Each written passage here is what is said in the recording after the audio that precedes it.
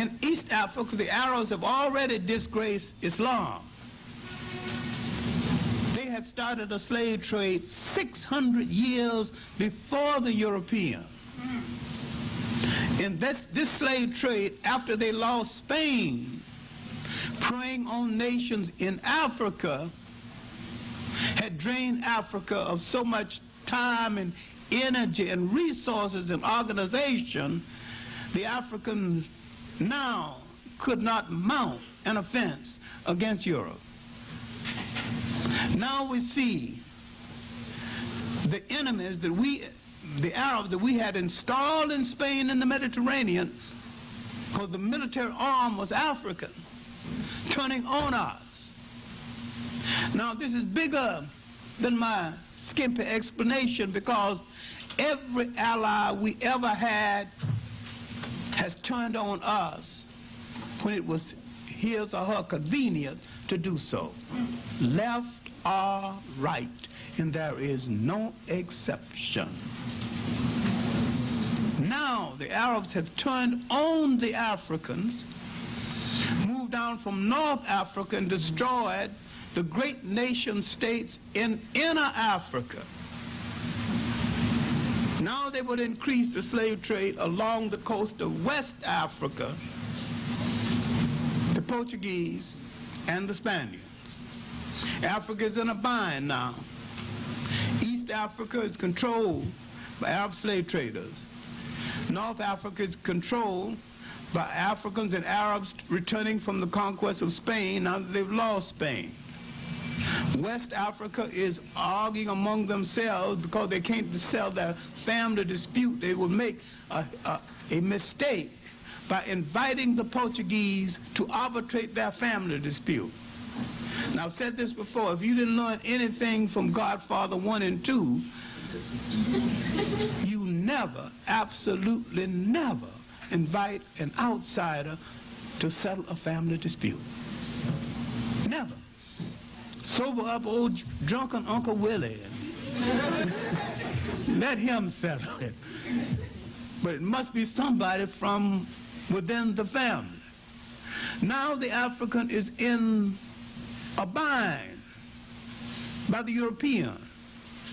Now let us explain something that a whole lot of people have got misconceptions about, whether the Africans had slavery before the Europeans. In the European sense, no. Servitude is not slavery. They had worse servitude here in the United States, whites against whites. Many times the Africans in wars or difficulties would capture other African groups. These groups would have to work their way out of indenture, either tending cattle or doing something. Some groups built up a surplus of labor. The Africans had no big ships to take from Africans down the coast. So he knew a king further down who needed some labor. Now that the Portuguese are there, he hired some of the Portuguese to take these Africans from one part of Africa and another. Now the European is interpreting this as meaning the African was in the slave trade. The African was not in the slave trade, and you let people beat you over the head with nonsense because you have not studied African culture to understand that the nature of African servitude, one to the other, had no relationship to the slave trade, that the slave trade was the greatest holocaust, the greatest drainage on a people in the history of the world. Africans had no ships that he could connect 3 continents. And even if the African was in the slave trade, he could not have brought it off. He didn't have a ship that would hold 100 people along the coast. Most of big fishing boats and river boats. So he could never have brought off anything as massive as the Western slave trade. Couldn't couldn't have done it if he wanted to. Didn't have the facility anyway. I am not saying Africans were right in imprisoning their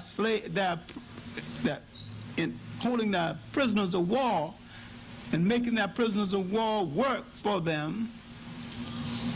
Well, that's better than killing them, but I'm saying that they made a symbolic mistake and a tactical mistake when they hired the Portuguese to take captives from one part of Africa to the other and gave the Portuguese the illusion that they were in the same trade and had the same intentions for enslavement as the Portuguese. That was a mistake. It was a mistake because we did not know the European culture and we did not know the European mentality. Didn't know it then, don't know it now. Otherwise, you would behave differently. The Africans came from a society that was collective. The European came from a society that was individual. Two kinds of temperaments, two different people. Now, in the Western world, you have become selfish, closed-door individuals. You get in your lonely room to think of something to tell your analyst, but if you had some friends, you wouldn't need any analysts. Because African society was so open, if you couldn't talk to anybody else, you can talk to the village gospelist, who was always available. That was a good drain off.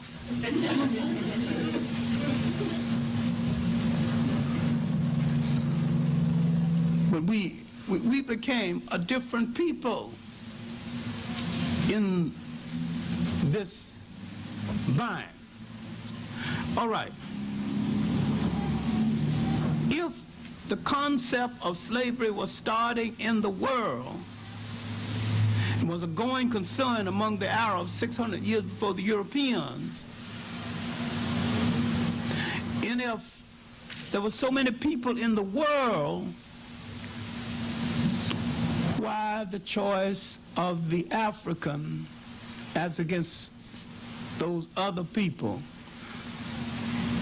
collectively more numerous than the African? The question is both ancient and current. Why is Africa more exploited right now than any other continent? Why do people willing to fight Africans and not willing to fight others? Why does Israel get more aid than all the African nations in the world put together? One nation in the total population of the Jews. The total world population is less than 1/2 of the black population in the United States. Why do they get so much attention, you get so little attention? They got their political thing together, you haven't got yours together. They got their religious thing together and their cultural thing together. Religion and culture are servants of a people, and they convert it to service.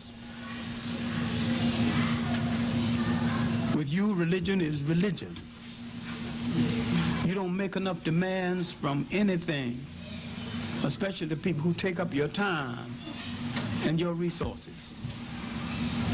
We are the true believers. We out Muhammad, out Pope to Pope. We believe in things in their purest form. Can't go to the right or the left. They said go to the center, we go to the center. So now we become the victims of our own culture as the needs of Europe began to expand. Now, let's look at the beginning of the tragedy.